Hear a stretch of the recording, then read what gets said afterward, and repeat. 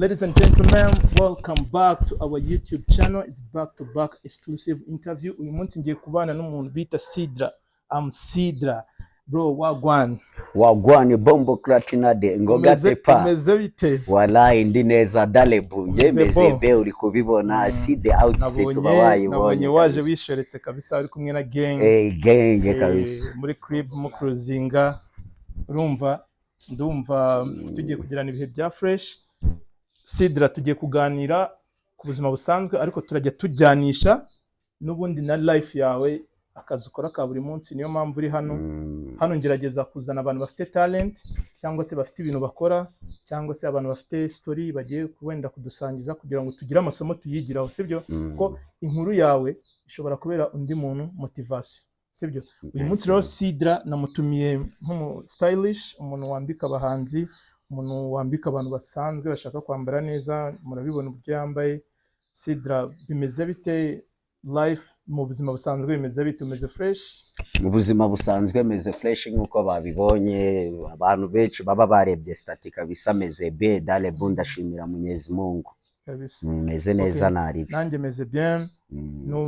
Ntabwo twakwicara hano ngo dukore iki kiganiro tugire izi vibe duhyping abantu hari ibintu bitagenda neza. Ndumva nanjye meze fresh. Tugiye gutangira. Sidra, shop yawe ubusanzwe irahagana he kugira ngo n'umuntu wenda utari buze kureba ikiganiro cyose ahita amenya ko uri umu stylish nkuko nabivuze muri introduction?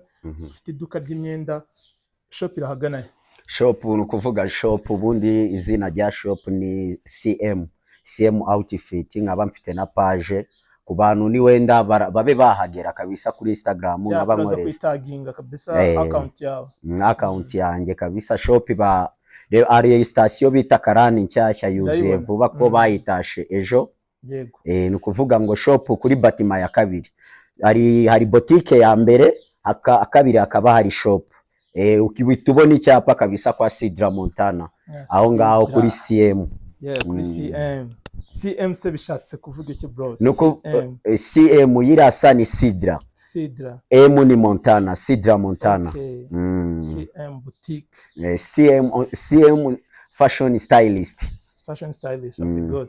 Ndakeka abantu babyumvishe. Location ni hano ruguru ya stade kuri station nshyashya. Ndumva ni ku muhanda haragaragara. Abantu benshi bagiye batandukanye muzahanyarukire mugire kuri shop muhamagare, ndaza gupininga nimero ye mbataginge ama account yakoresha muri business. Sidra, mu kazi ukora wambika abantu nabahe abantu ukunda kwambika? Kurabona mu myenda harimo imyenda y'abana, y'abantu bakuru, harimo abajene, abapapa, abamama. Wibanda kuki kugira ngo n'umuntu azaza aje neza ko azi neza ko ibyo aje kureba azabigusangana? Nibanda ku bajene cyane kuko aba ari urungano rwanjye. Akenshi njya nkunda kuvuga ati buriya iyo ugiye kwambika nk'umuntu w'umupapa, abapapa buriya baba barabonye ibintu byinshi, nyine aba yaranyuze muri haso zirenze kugira nyine tu abe yitwa umupapa cyangwa umuviye. Iyo ugiye nko kumugurisha ishati akenshi baraza mu kazi, ariko nibanda kuri new generation kuko ubusanga hanini aribo bantu batanga amafaranga. Buriya nk'umupapa kugira zigondera urukweto rw'ibihumbi 100 rusanzwe classic shoes barazigura pe, arayigura kuko zirahenda. Ariko nk'urukweto rusanzwe Nocta, Air Force cyangwa Jordan, ama G1 zirana inkweto ubusanga z'abasore.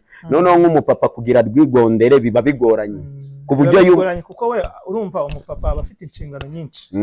Abagomba kwireba, akareba famille, kandi famille nibiza mbere, akareba uburyo rero ari bukonsoma amafaranga bikamugora. Byumvikanye ko akenshi wowe ukorera abajene, nigiye kurangura ibintu boro byose ukorera abajene, nyine nibo wibandaho. Gusa n'abapapa njya mbambika anytime haba harimo udukoti tw'udukwire tumeze neza. Umupapa hageze ushatse kuvuga ngo ndamwambika kabisa, ndamufata akishima kuko mba mfite abahungu banjye niyo nataba mari kabisa. Bari genge ya CM abagomba kuguhereza keya. No kuvuga ngo twe tuguhereza keya mbere yuko ugura urukweto cyangwa ukagura umwenda. Okay, nabyumvishe. Noneho amatari buze kubyara amavuta kubera ko nubundi abantu batureba hano kuri YouTube kuri algoritme za YouTube zikwereka muri YouTube studio abantu bakureba bari mu hagati y'ihe myaka. Nge rero ubusanga ari guhera kuri 18 na 24. Ugasanga nanone bahera kuri 24 bakageza muri 45. Urumva ko nubundi ni muri ya myaka yaba abantu wambika. Ndakeka platform rwose abantu bari kureba iki kiganiro muri Gisenyi cyangwa muri Kigali benshi bagiye batandukanye abahomi banjye b'i Kigali bakunda kuza bakansaba ko nabajyana ahantu hagiye hatandukanye muzahanyarukire. Ndaza gushyiraho nimero ze umuhamagare abambike. Ndabona Sidra yazanye n'abajene, Sidra igenge wamanukanye, bimeze bite? Ubundi ni ukuvuga ngo Bombo Clatinade the genge kabisa, ni ukuvuga ngo genge iyoboye ni CM, izindi ntago tuzizi. Ni ukuvuga ngo izindi ntago tuzizi. Umuhungu wa mbere kabisa bamwita I am Kempo. I am Kempo kabisa, ni umuhungu ubikora neza nawe ku cyangwe kabisa. Ni umuhanzi. Nawe tu ni ukuvuga ngo ni photogenic. Photogenic wa muntu uba wifotoza kabisa ukabona kabimedita. Apana ushobora gufata umwenda ukawumwambika ukawupostinga, abantu bakaba babikunda kubera ko yabyambaye nyine to. Merci. Uyu muniga wa kabiri, uwo muniga wa kabiri bamwita Trezoro kabisa, Trezoro cyangwa Leo Comedy, akina na comedy sometime acishamo. Akorera hano Gisenyi. Nawe akorera Igisenyi kabisa. Turaza kuganira ku ruhande nze kureba ibyo akora, niba ngombwa nzamuzana ko nakubwiye ko dutangira mba nkeneye nyine kuzamura abagenzi banjye hano muri G-Town bafite talent, haba mu muziki, haba muri comedy, haba muri film. Urabizi ko mfite equipe ya swimming. Ni byinshi nyine umuntu abagerageza gukora mu buryo bushoboka kugira ngo tuzamurane nyine. Urabona Kejeri bamaze gutangira kurya amafaranga aturutse mu mpano zabo, kubera ko mbere izo mpano babaga bazifite nkuko ni natwe zifite, ariko tukabura platform. Babonye platforms zigiye zitandukanye baramenyekana. Nta muntu wari uzi ko nyine abajene nk'abanyakso yajya gukorera Freemax kwa Nameless Campus akamahemba miliyoni ku kwezi. Nta muntu wari uzi ko nyine aba ba Merci bakora Gens Comedy akajya yuzuza hariya ahantu hose akorera agiye atandukanye. Ni ukuvuga ngo ibyo byose byagiye biterwa nuko bagiye babona platform yaboneka, talent kagaragara. Bansabe bahereye i Musanze bafite platform ntoya, wenda nkuko natwe dufite iyi hano ku Gisenyi ntoya, ariko i Kigali bakiramani bababonye baravuga ati why not abantu tabamagara ko bafite tara, none uyu munsi nibo bayoboye. Sibyo? Ni ukuvuga ngo uyu mujene turaza guhana nimero nzareba ibibora akora mwereka abantu. Uyu mujene wundi uwo nguwo bamwita Ish Travis, ni umuhungu kabisa uba ufite ikinyabupfura.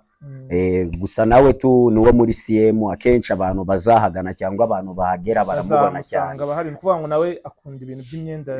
Merci, uretse no kubukunda nabyo biramukunda. Burari ukuntu ushobora gukunda ikintu ako wewe noneho sometime utari photogenic. Ni ukuvuga ngo ira genge ya CM yabari ibindi ni babantu nyine ubusanga aba yagiye mu bintu ashoboye. Merci, bintu ashoboye. Ko wenda tuzagira igihe cyo kuganira nabo, reka dukomeze. Hanyuma Sidra wambika abajene mu gihe cyagiye gishira, nagiye mbona ku ma stat ya WhatsApp sometime uri mu kazi, uri kuri tele, wamanutse nyine uri gukora ako kazi uri kugakorera kuri tele. Mu bantu kunda kwambika nabonye harimo n'abahanzi. Mu magambo make hari abahanzi waba wibuka baza hafi uheruka gukoresha, baheruka kuza mu gakorana bakajya gushutinga ama video bakaza kuri CM ukabaha imyenda? Merci, urakoze cyane. No kuvuga ngo ubundi abahanzi b'ubundi ni inshuti zanjye, kuko akenshi umwenda ujyana n'iki, video ni umwenda. Nago video ni ukuvuga ngo ubu ngubu uburyo nyine bwo gushira indirimbo ku ma YouTube ni uburyo bw'ishusho. Ni wenda uretse nka Spotify ushiraho album, ariko naho bawamanje ishusho. Abahanzi duheruka gukorana n'umuhanzi shout out kabisa kuri Papa Cyangwe, indirimbo ye nshyashya bita Winsetsa ninjye wamwambitse. Undi muhanzi indirimbo nshyashya afite shout out kuri Joskid, indirimbo Joskid ni umujene w'Irubavu umeze neza kabisa. Uzi kuririmba shout out kabisa. Bombo Clatinade arabizi, indirimbo ye bita Slay Popo, Kamikazi. Izo ngizo ni wenda n'undi musano umwe bita Phil Pause, umungu uri mu kazi cyane kabisa Gisenyi tumeze neza. N'undi mujene bita Gisoji, mu ndirimbo ye bita Kuchi ninjye wamwambitse. N'abandi bajene kabisa n'indi group imeze neza cyane bita Twin Vibe, nabo bameze neza. Twin Vibe bafite ni oya ni group, niyo group imeze neza ngira ngo muri G-City. Bafite indirimbo nshyashya naho bita Kamuvi. Ari n'undi mujene wanjye uraza kumereza amazina bakoresha kuri YouTube njye kubareba, wenda nabo tuzashaka uburyo duhuza tuganira. Urumva nabo nari mbazi kandi basanga nyine bafite talent, abantu bakeneye kubamenya. Iyi platform iriho abantu barenga 8,800. Iyi YouTube channel imaze imyaka 2, urumva ni abantu benshi, kandi 90% ni abanyarwanda, nubwo baba bari hanze. Nanabasuhuza abantu baturebera za Canada, bashadadi benshi cyane bari Canada, abari Swede, abari muri Oman, ababarista, basharifu, abantu benshi. Urumva n'abanyagisenyi bagiye stilo bagikurikira ibintu bibiri wabo. So abari ibintu by'ingenzi kuba twavuga ngo reka tuzane abahanzi nabo abantu bafite talent zitandukanye ba hano muri Gisenyi, abantu babamenye duhereye ku banyagisenyi benyewe nyine. Komeza niba hari abandi. N'undi muhanzi kabisa bita Simple King Music nabonye agiye no kudropinga umuzigo mushyashya, nawe ni umujene uzi kuririmba kabisa. No kuvuga ngo gusa nyine tukiri aho ngaho, hari ikintu naricaka kuvugaho akenshi cyane, usanga nyine nk'abasani hari ibintu nyine batajya bita ibintu bura byo gukoresha imbuga bura platform. No kuvuga nimba uri umuhanzi, platform ibiguhemba ni ikintu nyine tu ushobora kuvuga tuko nashoye niko wunguka. Ese ko ngiye kureba Sidra Montana ngo anyambike, why not we n'umuntu ki? Ni kuvuga ngo ngewe ushobora kuba waza ukamereza ikiraka cy'ibihumbi 100 cyangwa 200, ukambwira Sidra Montana ngiye nshaka unkorere dukore. Ni kuvuga mbere yuko nkwambika umanza kumereza indirimbo yawe audio, ngiye nkayumva nkahita nkubwira ati hano set ya mbere uzaba wambaye guki. Ariko abahanzi b'igisenyi ikintu babura kidogo bagomba gukemura, gusa urabona byagiye bitera imbere, bite kuvuga ishusho. Kuko ura muntu wahaye ikiraka n'umuntu n'imyenda yawe isanzwe wayikoresha, cyangwa ukavuga ati ngiye mu soko ngiye gufata imyenda yari yo yose nyikoresha. Ako ni ukuvuga ngo ikintu dukeneye promoter, wa muntu waguhaye wa mwambaro ni muntu ki? Sidra Montana ni izina, ni ukuvuga I am Sidra, hari izina rimaze kugeraho. Wowe nimba ugiye gufata I am Sidra akwambike, ni ukuvuga we ubwe n'indi brand. Wewe reka kureba ngo se anciye aya mafaranga, kuko amafaranga ntabwo bari ikibazo. Ase kuri ya mafaranga wamuhaye hari umusaruro azaguhereza. Ko ni ukuvuga nimba Sidra Montana yakwambitse azakora ikazagupromoting, afite gang ya CM. No kuvuga ngo ngewe ubwanjye nimba mfite abantu 300 bandeba, umwe muri gang yanjye nawe afite abantu 100 cyangwa 80 bamureba, nimba nagupostinze muhereza share ya ndirimbo yawe kuko nyifite mu ruhari. Ariko yumaye share y'indirimbo yawe kuko icyo kiraka warakinyimye, ugereza ba bantu badashaka kugupromotinga, badashaka gushira indirimbo kuri stage, cyangwa se batari no kuri level ya Sidra ashobora byonyine viewership yaguhesha. Merci. Kuko bamugani nkuko bivuze, igihe ugiye gukorera umuhanzi mu ndirimbo nawe iyo ndirimbo iba yabaye yawe, bikora nyine nka hari yaho kabati agomba kugaragara neza kugira ngo nanjye akazi kanjye gakomeze kugaragara fresh. Kandi iyo ndirimbo yasohotse uravuga dore akazi nakoze, ukakireka abantu, gang nayo ikakireka abantu bati dore muri gang yacu twakoze twambitse umuhanzi runaka rero buryo yari yambaye. Ubundi bwa mbere njya gukora tension kuri Sidra ku kintu kijyanye no kwambika abahanzi, ni indirimbo ni Vendetta ya Phil Paz. Vendetta ya Phil Paz. Yari yambaye fresh bro, yari yambaye fresh, wagira ngo ni ba Centress bo muri UK na ba Dev. Merci ujye kureba n'indi ndirimbo kaza. Phil Paz bimeze bite man? Cyangwa iki muri video ko audio ni nziza, lyrics ni nziza, ndamaza iki cyangwa cyavuye arambye ati kabisa ni Montana wanyambitse. Ngiye no kureba muri video iri kurangira ndabibona, ndambona ko nyine man ibi boro gukora biri kuri level nziza. Nuko wenda tutaragira abahanzi benshi nkuko wabivuze batangira kumenya ko indirimbo yonyine nagihagije, ikeneye video. Na Green Pleasure wundi yarabivuze yagiye mu kiganiro kwa Malaika muri Uptrend TV, aravuga ngo ntago ubu ngubu nyine kera twakoraga indirimbo audio bikajya bikarangira bari kumaza tse Green ko ufite indirimbo nyinshi uri kutubwira ziri muri studio n'ama EP kubera icyo utari kuzishyira hanze. Aravuga ati ubu ngubu bitandukanye na kera, mbere twakoraga audio bikabirangiye. Aravuga ati ariko uyu munsi video ni ikintu cy'ingenzi urukumva, ku buryo biba bisaba kubanza gutegura nyine video kugira ngo indirimbo izasohokane na video igira agaciro kuri YouTube, ama TV ayiplaying. Urumva ni ibintu umva nyine bimaze gutera imbere. Nshishikariza abantu rero, niba wakoze audio n'ubundi wawihirinze ukabona amafaranga ya audio, shaka n'amafaranga ya video. Kandi video wa mugani ni umwenda cyane kabisa. Nase Sidra nabonye wambaye fresh bro, wambaye neza agakeci. Iyi nkweto bayita gute? Iyi nkweto bayita Nocta. Nocta. Nocta. Ngerageza kumenya ku bintu by'ibyangwe gake gake ariko iyo grife ndumva ari nshya kabisa nanjye ngomba kwiga. Ni ukuvuga ino grife kabisa DJ Khaled niwe bahaye umufungo ngo yamamaza, ariko urabona nyine n'abanyacyangwe mu gihugu tuba twayambaye, gusa nyine yino nkweto irahenze cyane. Ko nayo ngiye ni ukuvuga ngo ntago nayikuye hano mu Rwanda, yavuye muri Chad, ni umujene wanjye wayinywereje, gusa nyine yangeze yitinze. Kubera iki? Ni ukuvuga company za shipping Kigali mu Rwanda no muri Chad ntago zikora no birakorana, gusa we yagombaga kuyishira, yagombaga kuriye yagombaga gushiraho Rwanda, ashiraho Rwanda irayoba ijya muri Angola, mu mugwa mukuru wa Angola. Binsaba guhita nkora iki, yahise ahamagara kuri DHL kuko ati bore yayobye ari Rwanda, aho igomba kujya mu Rwanda bahita nokta kabisa. Man, ni bore ya fresh, ndabona wambaye n'agashort na t-shirt. Man, none se wowe iyo ugiye kwambara bita kuki bijyanye n'ahantu ugiye kujya?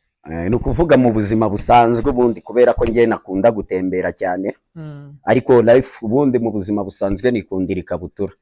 Iyo wavuye ikabutura nkunda ipantaro, kuko ku ipantaro kabisa ndi killer. Ku ipantaro ndiyaminiya cyane, ku bantu bazi muri CM hejuru kabisa hamanitsemo ipantaro, harimo gife y'ipantaro ya Galerie Depth. Ubundi ni ukuvuga ngo uriya mwenda wa Galerie Depth, yino myenda y'ama streetwear iri trendy muri za South Africa, muri za Nigeria, abantu bakunda gukoresha mu mavideo. Ndi mu bantu nko muri babiri muri Gisenyi babashije kuyikorera promo, ko ninjye ushobora abantu bayimenya, bituma abantu bayimenya cyane. Mu buzima busanzwe nikundira buri ikabutura, ko ikabutura ni umwenda uba woroshye kuba wawambara, gusa no mu bundi buzima busanzwe niyo numiye mu bukwe ndagufata. Kuko ni ukuvuga ngo physically mba mfite taye kabisa, iberwa kabisa bijyana. Urambona kabisa ushobora kunubira mu bukwe ukavuga ati ase wagwani bombo clatinade, uriya niwe wakoresheje mariage cyangwa yuko ziko sukanumira nko muri anniversaire. Ubu bizagenda bite bro nujya gukora nk'igikwe? Bizagenda bite? Igikwe sininjya gukora igikwe, ahubwo nge nzabasho ko mu gikwe ari ipantaro bro. Ipantaro no mu buzima busanzwe, ariko bajye kuri ya hygiene niyambarira gusa ari ukuntu nyine aka outfit. Urabona nko muri iki gihe cy'ubushyuhe umuntu abakeneye agakabutura, iyo wataye agakabutura, ariko sometime nateguye ino kabutura bitewe nuko nari nateguye outfit. Ni ukuvuga ngo urabona nk'uru rukweto byasabaga kujyana n'ikabutura kugira rugaragare. Nike kuri Nike bigomba kujyana na Nike. No iyi black ibigomba kujyana na t-shirt. Ni ibintu nyine outfit, ibintu biba bijyanye. Urabona nyine nk'umunyacyangwe ntabwo apfa kwambara zagala yaka orange kuri orange, ni ibintu biba bita bigaragara. Sushona pa kabisa, hano twambaye umukara na ka orange kabisa, ugahita utamakera uko kuri Nike kajyana kuri t-shirt. Ndashona kabisa. Sidra, hanyuma tuvuze ku bintu by'igiko n'iki, Jean Diar umujene naki abantu bari bambaje ngo mazene bafite umukunzi. Sidra, ibyo biboro ujye bitekerezaho se? Ninjye muntu kabisa ku bantu banzi mu buzima busanzwe, ninjye muntu buru udakunda kugira relationship cyane n'abakobwa. Gusa shout out kuri sheri wanjye bamwita Sinu. Afite izina ry'Abahindi cyangwa Nursa. Shout out kabisa, nuri ndagukunda cyane. Man, real nigga, nabintu byo gucitinga uyimuvuga straight n'amazina. Niba hari n'undi wenda cyeka nabwo nyine nayo ayisajya yahuzo, kandi na beba isayibona nyine ko ukundira rufite byanyabye kabisa. Hanyuma Sidra, uyu munsi dukoze iki kiganiro ni part 1, kuko ndashaka ko part 2 bijyanye n'akazi ukora nkuko nabivuze, tuzaza gukorera kuri shop. Tuzaza kuri tele nyine man, tuze kuri shop bereka abantu byango biri muri store, babirebe kabisa, barebe inkweto. Store no kuvuga ngo no kuvuga ngo wallahi ntabwo ari igikabyo bahagere barebe, cyangwa bajye kuri kumbuga barebe ibikorwa umuntu aba yarakoze. No kuvuga mfite page yo gisacinga AM Sidra cyangwa Sidra Montana Mitanza, bakwereka ko ari page abantu nagiye nkorana nabo video nambitse. No kuvuga ngo nyine nkuko abivuze, ntago umuntu yaza kwicara hano gusa ngavuga ubuzima, wajya kureba n'umuntu usanzwe. No kuvuga ikikuzana ahantu nkaha ni ibikorwa wakoze. Na mu gitondo narindi kumva akaganiro kidogo ka Kenisi, ari gukatira umuntu wamuhamagaye ari kumubwira ku mukinyi bazanye, numva karanshimishije cyane. Ni ukuvuga ngo mbere yuko uvuga ikintu hari ibikorwa uba ufite, ntabwo ngewe najya kuvuga ngo ngiye gushitinga umuntu ngo mvuga ati uriya muntu, cyangwa abafana bikunda kuba cyane ugasanga nk'umufana agiye muri comment aragukatiye atangiye kukubwira ukuntu life yawe yitwara, kibazo musani uwo mufana ni muntu ki, we yakoze iki mbere yuko akubwira ibyo ngibyo. Stowa kabisa ninjye muntu uhagaze neza kabisa, niyo shop ya mbere mu ntara y'Iburengerazuba, kuko izindi arega ntago nzizi ngo zibahe kabisa man. I promise ku bantu bari buze kureba iki kiganiro, gusa shout out kabisa kuri store Sidra tuzamusanga mu kazi ari gucuruza, niba ngombwa natwe tuzavayo duhashye. Hanyuma reka nshishikarize abantu baziranye n'abahanzi, abahanzi benyewe ubwabo, umunsi mwaje gukorera Igisenyi ndaza gutanga nambaye man, mujye muhamagara Sidra, bafite imizigo, ni ibintu amenyereye. Urumva donc ukimuhamagara ahita kubaza mbanza unyohereza indirimbo numve byari byagahita amenya bijyanye n'ikintu uri kuririmba uko uzaba wambaye. Kandi koko ntabwo umuntu aba ari kuririmba wenda ku kintu kijyanye n'urukundo ngo mwambike ukuntu ko abarapera cyangwa ntabwo bishoboka kabisa kari mu rukundo. Merci. Nk'ibyo umuntu uri ku mazi, uzakorera ku mazi ntabwo wamwambika nk'umuntu uri kuri shanti. Ako tenabiterwa gato yaho ngaho, ni ukuvuga ngo life ubundi ngiye droge yanjye ntabwo buriya ku bantu banzi ntabwo nkunda ibiyobyabwenge, gusa droge yanjye buriya ni umuziki gusa, naho ntabwo nkuha time. Urabona buri wese nyine droge ye abari kuvuga ati ngiye nkunda iki, ako mbere na mbere ubundi ngewe no kuri IG biriho kuri bio, ubundi droge ni ibiceri. Droge kuvuga droge ya mbere yanjye ni ugushaka amafaranga ako yakazana umusaruro. Ni ukuvuga buri wese nyine aba afite ikintu kimuhugisha kugira, ni ukuvuga ngo ngewe wa mwanya wo kujya muri pull up uburangiye ntabwo nkunda no kugaragara ahantu cyane muri public. Ngo bya birori ngo byabaye birimo abantu benshi ngo nge byato na hato ngo kwigaragaza kw'abajene, nge mba numva ibikorwa byanjye ari byo byagaragara. Waruvuza aho ngaho ku bintu bijyanye ko ngiye muri video yanjye nkunda gutanga impinduka itandukanye n'iy'undi muntu, kuko ni ukuvuga ngo stylish cyangwa stylist abagomba kuguhereza idea. Nkuko nabivuze ntabwo naguhereza umwenda gusa, ako ntabwo nakubwiye ngo wambara gute. Kuko nkunda kureba imiziki cyane, burari ukuntu abantu bose baba bumva yuko ngo ku mazi ushobora kwambara Miami, ariko Miami abantu benshi barabimenyereye ko umuntu ashaka kureba ya video yawe, ashaka kubona impinduka, ibintu bishya. Ni ukuvuga ngo ubwo ari ukuntu mutegura ku mazi ukamukubita penti ya nyayo kabisa, ipantaro nini, noneho kintu uhita ukora kubera ko ni ku mazi, kandi ku mazi ni ahantu hakeneye akayaga. Sometimes ku mazi ari usanga hari ubushyuhe, kintu uhita ukora ntabwo uhita umwambika ikoti cyangwa t-shirt umukubita agasengeri, noneho niyo hasi wamukubita akantu koroheje, ushobora kumukubita ipantaro nyine imurekuye. Ni ukuvuga ngo birabiri gusimbura. Ntibuka izina ryayo muri script ya video, umu actor wari gukina muri iyo film mu video Vixen yari yambaye gutyo, bivuze isengre n'igipano cy'iki jeans ariko kirekuye hasi. Ubu bayita streetwear cyangwa galerie dep.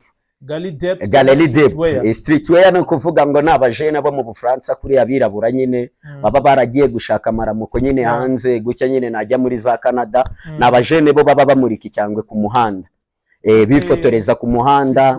Streetwear kabisa uhita ubibona nyine bo bakorera amafoto ku muhanda, ko nwanze akunda kuba ubu challenge cyane, ugasanga umuntu n'umukrobata atwara sketch noneho ayitwarira ku muhanda nka biriya nyine ubona ku Kivu, bari abakrobate nyine yirabore za sakasi za Future Vision, ibintu nk'ibyo ngibyo nyine baba babikora abantu bagashungera, nabo bari abajene rero bamurika cyangwe ku muhanda. Nkuko twe twajya tuvuga ngo CM outfit, twewe noneho no kuvuga ngo wa mwanya wo kukimurika ku muhanda tugiye mu mujyi, umujene aza mu kazi yatayemo cyangwe kabisa, ku buryo wewe ukinjira mu kazi mwamanutse mwambaye twambaye kabisa. Ni ukuvuga ngo nawe wabibonye ibintu nk'ibyo. Rero ni ukuvuga ngo video ibikeneye impinduka, weho nuze gukoresha video wewe uri kumva ko ni ukuvuga ngo nimba umayikira karabasa ni sometimes ubusanga bagoranye, aguhaye ikiraka ariko atangiye kugutegeka ibyura byarambara ngiki wapi, kandi wewe no kuvuga ngo yumwambitse nabi izina ryawe bujya riba riri gupfa, weho ukora ibyari byo byose. Ni ukuvuga ngo ngiye yumaye ikiraka mba ngiye kuri pressure yo kuvuga ati uriya muntu ndamwambika iki bitandukanye n'iby'abandi bantu. Merci rero nyine urumva nanjye mba ngomba kumuhereza ibintu bisa neza cyane, nimba ari ku mazi ukamutegurira kabisa ku buryo nawe areba rya shusho akavuga ati merci. Nagombaga no kubikubazaho nk'umuntu wambika abahanzi, nk'umuntu nyine uhura n'abantu bagiye batandukanye, sometimes afite n'izina, ntago bikugora kuba sometimes nyine mu kazi kawe wagiye nko kuri set kwambika abahanzi, nashaka kubaza niba bitakugora ariko deja uhise ubivuga, ariko akenshi usanga ari ukubera ko abantu ntago tuba turi abanyamwuga, kuko nkunda kureba ama behind the scene y'indirimbo n'amafilme, umuhanzi ahamagara umuntu we yemera ko asobanukiye umwenda, akamubwira ngo mfite gukora video umunsi uyu n'uyu, we ibyo amuzaniye nibyo yambara. Merci. Kuko bari professional nyine abazi ko bazi umuziki, ariko nuriye ikintu cy'umwenda arakizi kumurusha nyine, ntago domaine aba ari imyenda ye. Merci. Ako kantu kabisa basani nicyo kintu baba bagomba kwitaho, nyine we akamenya nimba guhaye kiraka, kuko no kuvuga ngo nagumaye kiraka ngo ngewe izina ryanjye rigume hasi. Gusa nyine cyane cyane nkunda kureba ku buzima bw'abastari, ni wenda tunagaruka kuri Papa Cyangwe, ni umusani buriya ucisha make ariko unambara neza, nawe buriya ni photogenic. Buriya nawe no kuvuga ngo ni stylist, ni fashion, ni umuhanzi nyine we ushobora kuvuga ati nimba ngiye mamagaye Sidra, kuko akenshi buriya miro aciye nk'imyaka 3-2 ari ngewe umwambika, uretse na video yo yaje muri show nyinshi abantu bareba ahantu aba yaririmbiye, ku buryo abantu benshi yo babonye impinduka kuri Papa Cyangwe niyo abatari ngewe wamwambitse, bitewe n'impamvu runaka, ashobora kuba yaza kerewe, nimba yari kuririmba saa 3 noneho bikarangira agiye kuri stage atari ngewe wamwambitse. Ariko akenshi iyo abantu babonye Papa Cyangwe kuri stage bahita banekerezaho bakavuga Sidra noneho yamwambitse ibiki.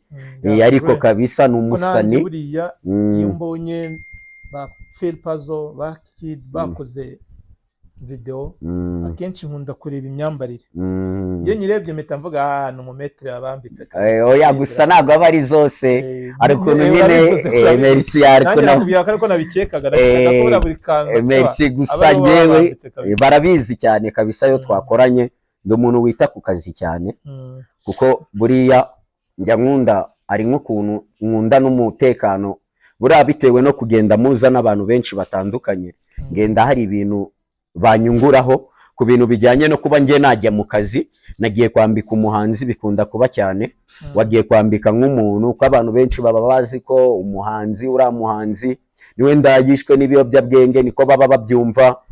Abantu bakavuga ese Sidra ko tumubonana na bari abantu banywa ibiyobyabwenge cyangwa bagaragara gutya, ntawamenya ese we ntabwo abikora, barabizi cyane. Ni ukuvuga ngo iyo wagiye kwambika umuhanzi ko aba ari boss wawe, uba ugomba kumwubaha. Ni ukuvuga ngo nimba umuhanzi hari ikintu ari gukoraho ntabwo uba ugomba kugikora.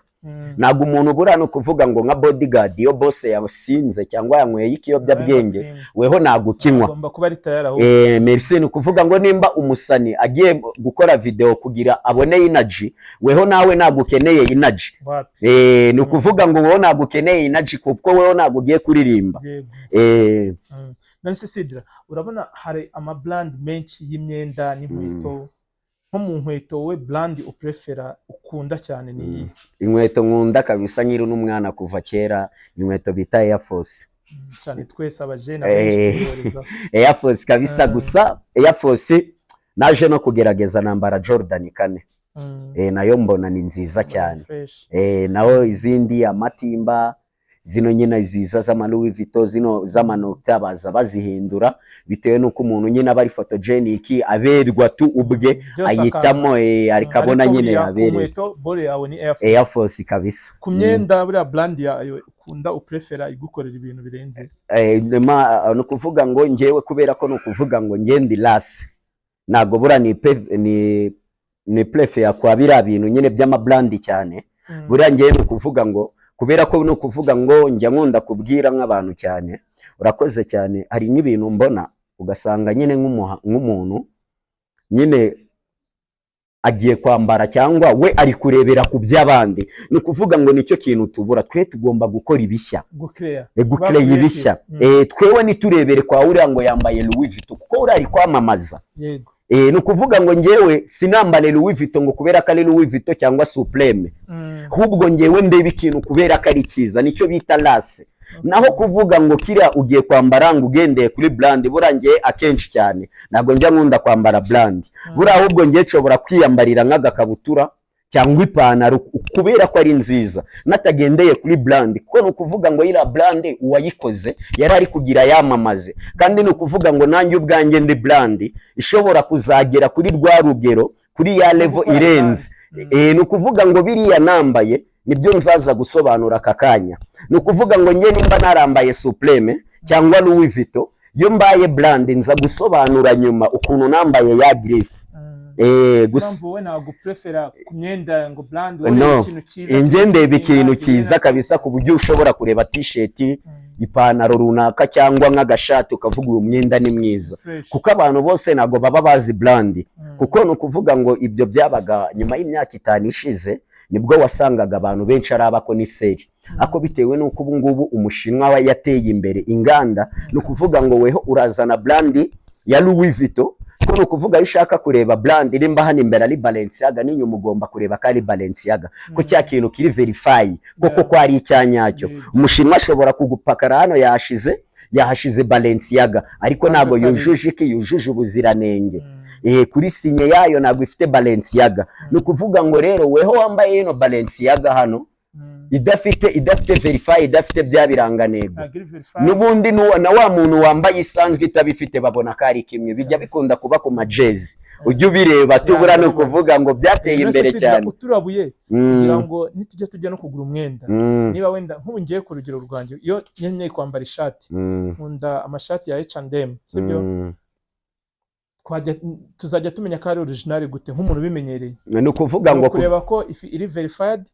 Ni ukuvuga ngo ushobora kubona nyiryo zina wewe ushaka, ushobora kubona ko ari Polo, ariko ukabona hano inyuma hari akaranganego, kuko buri wese nyine yakoze ikintu abagomba gushiraho adresse y'icyo kintu. Ugomba kureba nimba koko ari Polo ya Griff, nibibe biri hano imbere gusa ku mufuka, bakunda kubishira ku mufuka. Umushinwa arabikora, umushinwa ahita gufata. Nibyo. Hanyuma turi kugana ku musoza. Mu gusoza, Sidra, nabonye ufite fan base iri big, niba ari uko wenda waba warayikuye mu myenda gusa, ufite abantu benshi. Nakoze flyer ndagupostinga kuri WhatsApp, nkuko niyo mfite undi mutumirwa mbikora, ndayiguha urayipartaja, ariko nabonye amaripost wakoze ni menshi cyane. Nanjye nari nabonye abantu bambwira agateba Sidra kabisa mu metre kabisa, wakoze kumutekereza, tugomba kumuzana. Sidra kira gikundiro gikura he? Ni ukuvuga ngo ibintu byose ntabwo byahereye hano, bura no mu bwana bwanjye kabisa. Ngiye narakundwaga, ku bantu banzi kera kabisa, nyiri umwana narakundwaga. Abantu bazi twigageza primaire ku buryo nasibaga nagera mu ishuri. Umuntu umwe niwe wambwiraga cyagiye King James yaragezweho.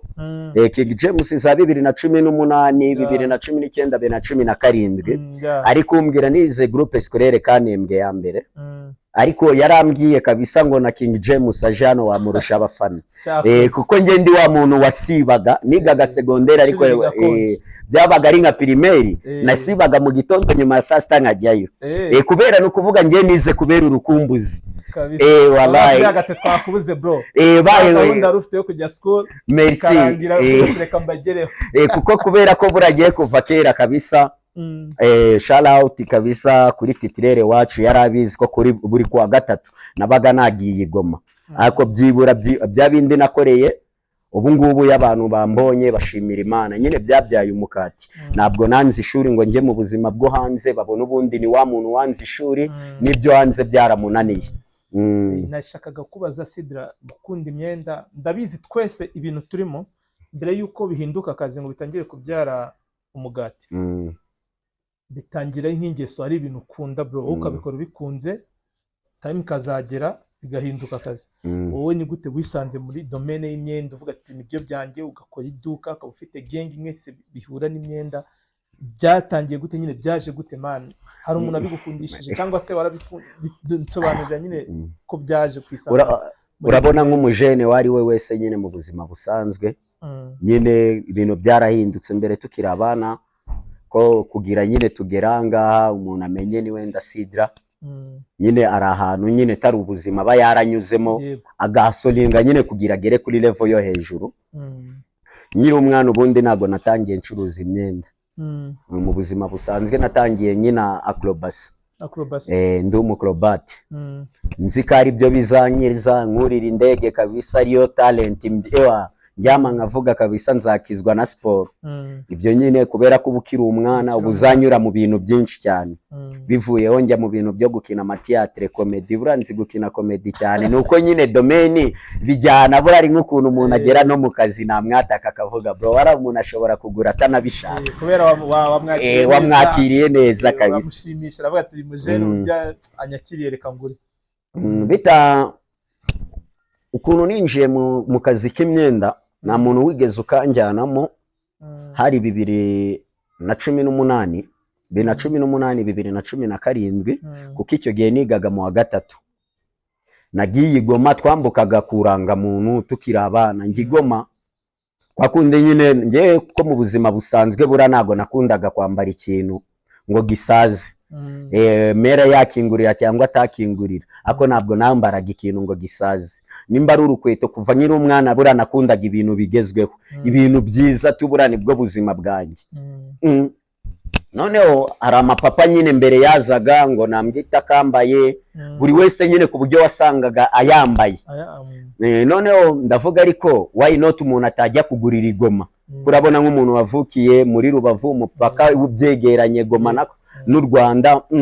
Ndavuga ati ariko reka nzajye gukora iki, nzajye kugura. Njya numva ngigoma ibintu bigura makeya, ko no kuvuga ngo Igoma urumva icyo gihe kwambuka byabaga ari nta kibazo, kuranga muntu waba utanafite iranga muntu. Ako icyo gihe nambukaga kuranga muntu. Then noneho ndambuka ndi kwiyobora tunatanahazi, mura n'umujene wanjye mbona nyine ari kugura aga t-shirt. Icyo gihe t-shirt yaguraga 800, ipantaro isanzwe burari ubupantaro bwagezweho bw'ubushita, agapantaro kabaga kakwagereye. Mbona n'ubu ngubu bw'ubucupa ari abajene babwambara kabisa kamununiza. Then noneho ndavuga mba nkoze iki? Icyo gihe nari nambukanye 4,000 by'amanyarwanda, byavunjaga 10,000. Byavunjaga 10,000. Then noneho mba nguze, nari ngiye kugura iki? Nari ngiye kugura ipapa. Noneho numva imyenda irahendutse nkubitwa n'inkuba. Ndavuga ati noneho ngewe reka nkore iki? Nguramo muri bya 1000 bingahe? Bya 4,000 byavunjishije 10,000. Nguramo udupantaro 3, nguramo n'iki? Nguramo na t-shirt 2. Ndazambutsa turi dupantaro dukoze iki? Twabaga tununi twatwitaga udushiti. Twatwitaga udushiti kabisa, wajyaga mu kirori wambaye ishiti kabisa, buri wese niwe yabaganza amaso. Noneho ngeze kuri Buhuru, umujene wanjye abaramamagara ambwira Sultani bimeze bite? None si umwari mwiki? Ndamubwira n'iviri y'Igoma. Kwakundi nyine nk'umujene wese w'igisenyi, urabizi Gisenyi abajene tuba dushabutse. Twabaga dukeneye cyangwa tukagikura Igoma. Merci, bya bindi nyine wambara umwenda abari mwiza umuntu agahita akubwira wamaye uwo mwenda. Nkuyemo ahita ambwira kano gapantaro sinangaye. Ndamubwira kano rama 2,500. Atambwira none si 2 nago wabifata. Ndatekereza ndavuga iyi pantaro nayiguze 1,000. Wibuke ko nari natwaye angahe 4,000. None agiye kupana kumereza 2. Sigaranye ipantaro zingahe? 2 na t-shirt. Merci. Mba ndazamutse ndavuga suzi ko bya bintu ari akazi. Mitangera mu rugo kabisa. Undi mupeti nawe mitamubwiye ngeze nyine imbere itamubwira mani mvuye Igoma. Mfite mudupantaro, mitamwereka gura aga t-shirt amereza 2. Ndavuga ati noneho bya bintu nakazi. Ngize 3,200. Ikintu nakoze nukuvuga ngo bamaye 3, bamaye 2 ku pantaro, t-shirt bamereza 2, 3,200. Ikintu nakoze nahise njya gukora iki? Kubika ya myenda yari isigaye. Mitanega akagare kansubiza Igoma tena ndanje direct kabisa, naravuze kano nakazi. Ni gutyo ninjiye muri kariyeri. Gusa mu buzima busanzwe ndi umuntu nyine wanambaraga bura nko ku minsi mikuru, wanambaraga kabisa nkaberwa nyine ku buryo ureba umuntu ukavuga nyine urabona nyine Imana igaragara hakiri kare. Mujene wanjye kabisa wari inshuti yanjye ku buryo nambaraga kwa kundi urabona iyo mufite ibintu nko ku munsi mukuru wahitaga ubika imyenda ukavuga ati kabisa nzawutsimbura uyu mwenda nge nzawutsimbura mbatungure kabisa.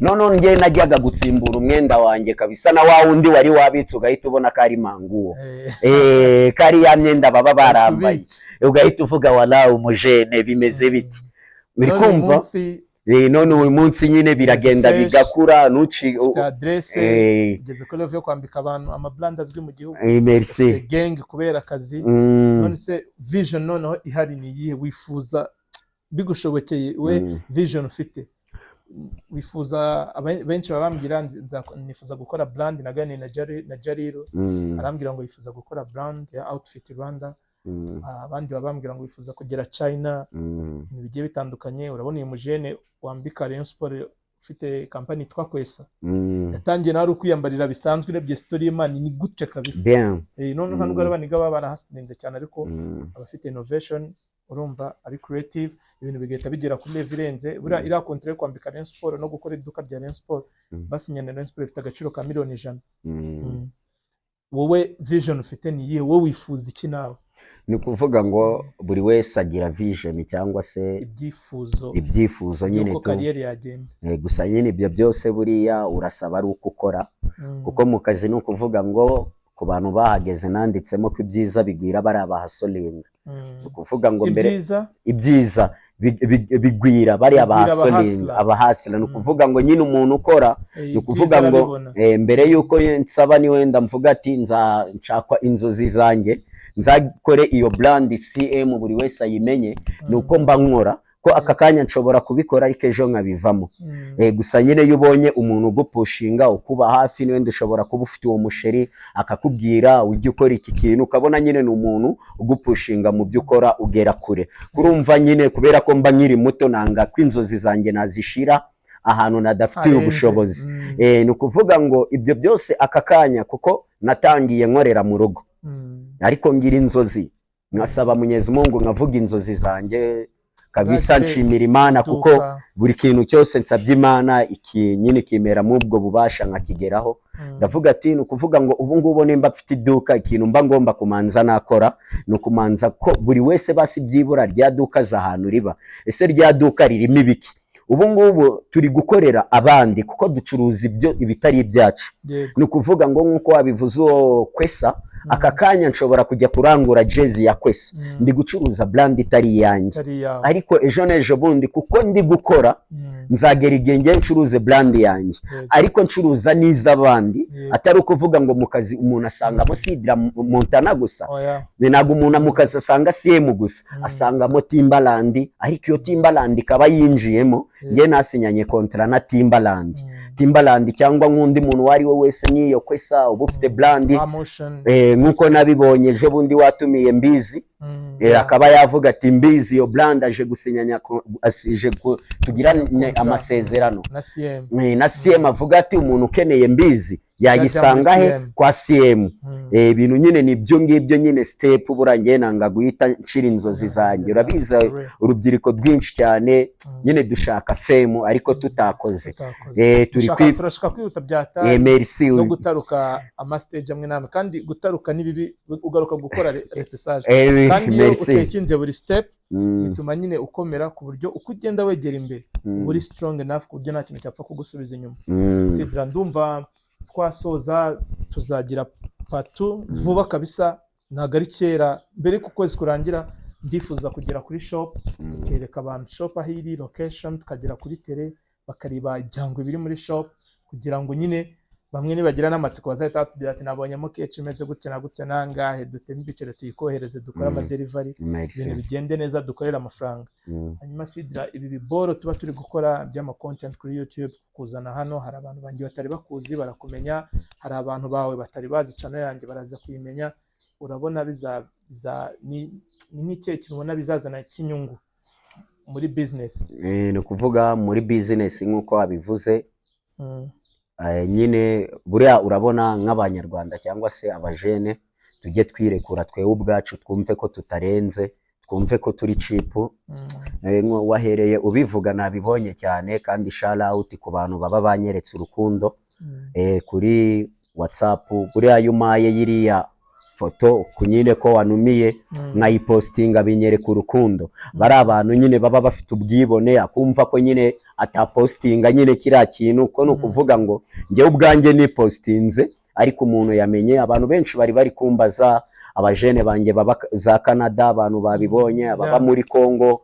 ababa muri za Amerika babibonye kabisa. Abajene benshi bari kumbaza ese icyo kiganiro bimeze bite, ari abantu bari bazi ko ari ikirori. Nabibonye hari umugaro niba ari Canada niba ari hehe yakubazaga ngo none se Sundown Show niki, reka mbone no kubwira umwanya mbonereho uyu mwanya mbwira abantu. Sundown Show ni izina ry'ikiganiro turi gukora, ubundi turi kugikora mu masaha izuba riri kurenga. Batangiye saa 9 tugiye kurangiza saa 11:02. Urumva nyine izuba riri kurenga. Sundown Show sibyo, twabonye umwanya wo kujya gusari, twabonye umwanya wo kujya mu kazi, none tugafata isaha imwe cyangwa isaha n'igice tukaza tugakora ibiganiro, tugafata nyine time kugira ngo twamamaze ibigoro byacu bibashe kugera kure. Sidra, ujya wohereza kuri bari abantu bawe nabonye bari mu bihugu bya kure, ujya ubohereza imyenda? Ndabikora cyane kabisa, ndabikora cyane ko muri za Canada mfite abajene abanyagisenyi benshi bari Canada kandi benshi bagiye muri imyaka 2 ishize benshi kabisa.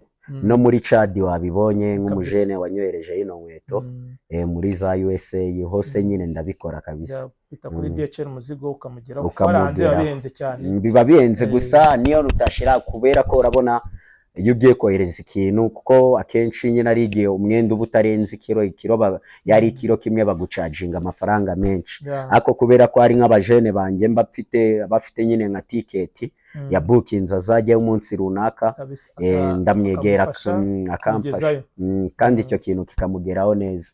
Man, that's love kabisa.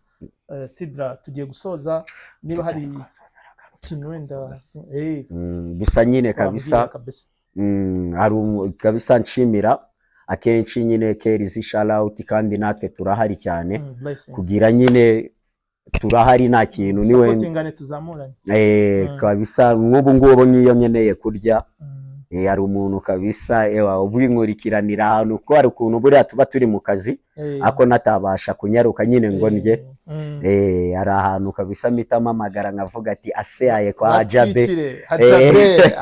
Ajabe kabisa kuri ase kwa aseaye MC mukuru kabisa. Ariko uretse ko buriya ni n'umwana wanjye mu buzima busanzwe, ni umwana wanjye, ni blood n'amaraso yanjye bya hafi. Buriya no kuvuga mama we ni sister wanjye byanyabyo kabisa. Yari hose kabisa, nandi kuri restaurant kabisa bateka neza, naho shout out urumva yo ajaradari nabo mbasha nyine guhita amamagara kuri Wasafi restaurant iri ari imbere y'umusigiti. Nabo mitamamagara uyu mujene ubu ari bita Rakibu cyangwa Latifa bakora mitambahamagara bakaba nyine ushobora kuba nari kwa kundi tuba turi kuri seti abasani twakoranye ari nko kuntu umuntu ava nyine Kigali akaba yambwira turarira iyo tutagiye kwa Aseaye tujya kuri Wasafi mbere y'umusigiti, kuko akenshi nyine ubusanga ariho hantu nyine umuntu yahita ajya byoroshye. Bateka fresh na delivery barayikora kuko ntabwo ari paka tuhagere. Muri iki gihe reka ngire n'inama n'abantu bari gukora business wenda baza kuri iki kiganiro, nutagerageza kujyanisha ibintu ukora naho isi igeze, nubwo ufite ibiboro byiza uzasigara man. Niba hagezweho ikintu cya outcutting gikore, ibintu byo kudelivering ibintu bikore.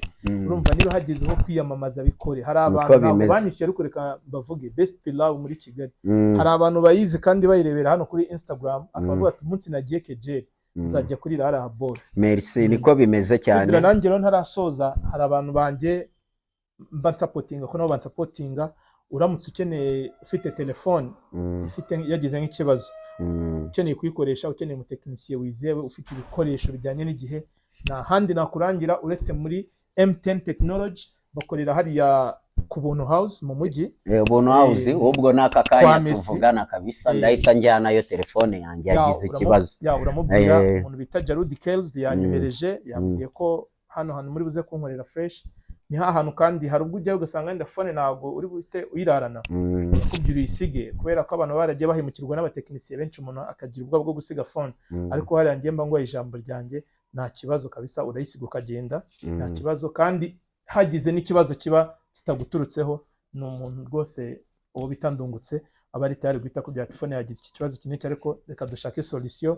Ni umuntu uri tayari sometimes bibaye ngombwa kuba yahomba ariko umukiriya akagenda yishimye. Ikindi abantu mukeneye gukoresha ubukwe, abantu bakeneye gukora amadekorasiyo y'amaproposal, barangije amashuri bashaka gucelebra bakeneye amadekorasiyo ya Jadecor ni number 1 muri G-Town, niwe second to nani. Nta muntu kabisa umukurikira akora balls zitandukanye mu muri Instagram.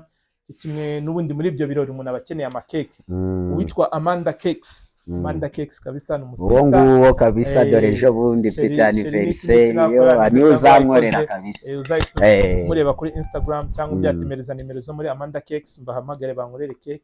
Ni gutyo ndumva twasoza tutarasoza kabisa nanjye kabisa arabandi bantu ngomba guhereza shout out.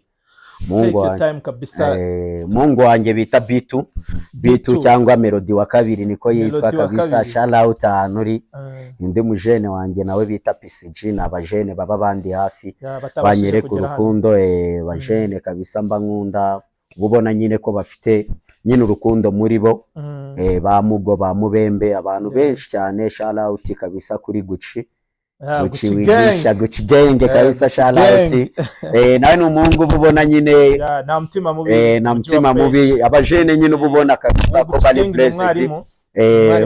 Abantu bakeneye kwiga gutwara imodoka bakeneye permis uduhamagare tubarangira abantu handi ugenda wisanga ko turaba twamaze gutegura ikibuga tubye tuna umuntu wacu nyaboneka mu mwiteho ibiboro byose bigende neza kabisa. N'undi mujene wanjye kabisa nejo twari turi kumwe tubiganiraho Anthony nawe ukora akazi nk'aka Anthony Stylist twaraburanye ariko tugomba gukora ndamukeneye cyane ariko one day kabisa nawe urumva bagomba kubonana ariko nukuvuga ngo kabisa mba nishimye cyane.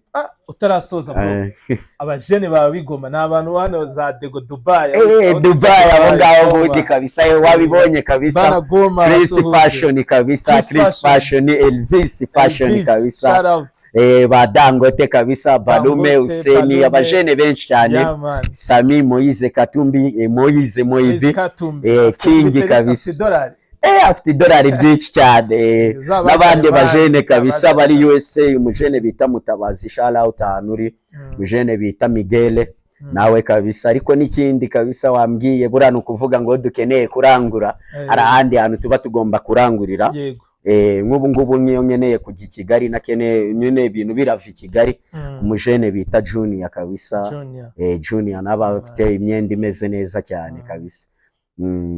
Nabundi mujene muviye cyane ugira inkweto nziza cyane buriya niyo no kuvuga ngo mbonye nk'urukweto umukiriya akeneye urukweto ndi mujene wanjye kabisa bita Musabyimana n'umuviye nawe ugira inkweto nziza cyane aho ngaho downtown nawe bafite inkweto nziza cyane kabisa. Bamugane ku bantu bajya kurangurira za KGL baramamagare abadafite contact zawe bahereze nimero zawe wahuze no umuntu agenda bagabanyiriza ibiciro avuga ati n'umuntu watwohereje abahereza ibiciro bya fresh dukora akazi twiteza imbere n'igihugu gitera imbere. Ndumva twasoza bro wakoze kuzana gang bo wambwiye ukora comedy hari abambwiye bari photogenic ubwo ninjya ngira ahantu muri n'abantu bari muri domain nzajya hari n'abandi benshi kabisa nk'indi gang hari undi mupeto wanjye nawe bita Danny Green Badman Shine nawe ubikora kabisa muzamubona. N'undi mupeto wanjye bita Da Baby n'abajene baba bameze neza mupeti Da Baby nawe abakina ibintu by'amakomedi.